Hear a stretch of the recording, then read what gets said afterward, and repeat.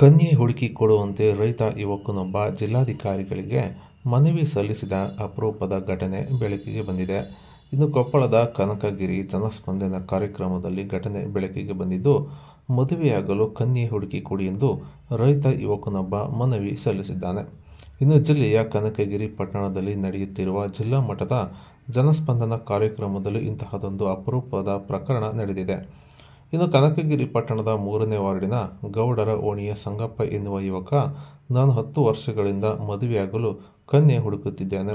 ನಾನು ರೈತ ಎನ್ನುವ ಕಾರಣಕ್ಕಾಗಿ ನನಗೆ ಯಾರೂ ಕನ್ಯೆ ಕೊಡುತ್ತಿಲ್ಲ. ಇನ್ನು ನನ್ನಂತೆ ಕನಕಗಿರಿಯಲ್ಲಿ ನೂರಾರು ಯುವಕರು ಇದ್ದು ಕನ್ಯೆ ಸಿಗದೆ ಪರದಾಡುವಂತಾಗಿದೆ. ದಯವಿಟ್ಟು ನನಗೆ ಕನ್ಯೆ ಕೊಡಿಸಿ ಸ್ವಾಮಿ ಎಂದು ಜಿಲ್ಲಾಧಿಕಾರಿ ನಳಿನ್ ಅತುಲ್ ಅವರಿಗೆ ಮನವಿ ಸಲ್ಲಿಸಿದ್ದಾನೆ. ಈ ವೇಳೆ ಜಿಲ್ಲಾಧಿಕಾರಿ ಹಾಗೂ ಇತರೆ ಅಧಿಕಾರಿಗಳು ನಗುತ್ತಲೇ ಮನವಿ ಸ್ವೀಕರಿಸಿದ್ದು, ಇದು ಯಾವ ಇಲಾಖೆಗೆ ಬರುತ್ತಿದೆಂದು ಅಧಿಕಾರಿಗಳಿಗೆ ಕೇಳಿದ್ದು, ಈ ಬಗ್ಗೆ ಪರಿಶೀಲನೆ ಮಾಡುವುದಾಗಿ ಡಿಸಿ ನಳಿನ್ ಅತುಲ್ ಅವರು ಸಂಗಪ್ಪ ಅವರಿಗೆ ಭರವಸೆ ನೀಡಿದ್ದಾರೆ.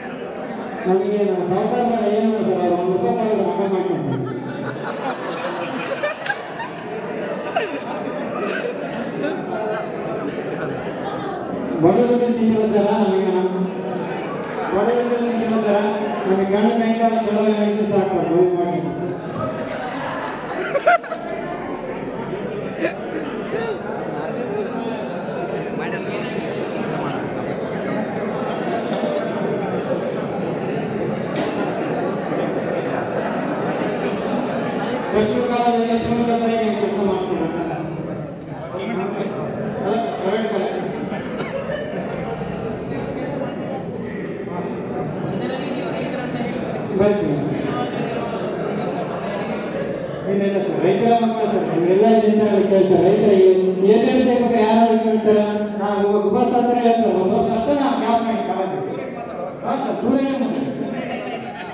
ಕುಂತಾರ ನೋಡಪ್ಪ ಪಬ್ಲಿಕ್ ಟಿವಿ 9 ಏನಂತ ಅದು ಕನ್ಯದ ಹಾಂ ಮುಕ್ಕಣ್ಣ ಚನ ಏಯ್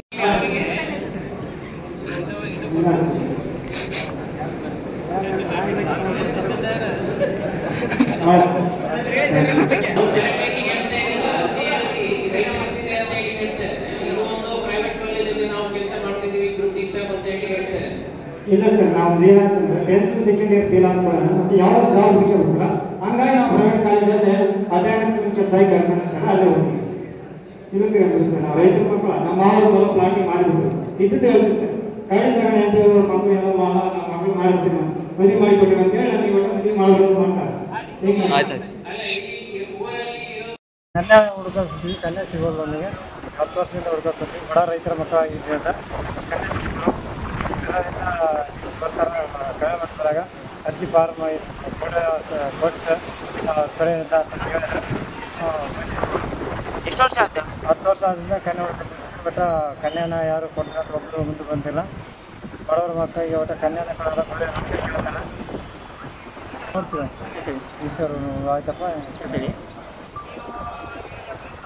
ಜಿಲ್ಲಾಧಿಕಾರಿಗಳು ಏನಂದ್ರು? ಕನ್ಯಾ ನೋಡ್ತೀವಿ.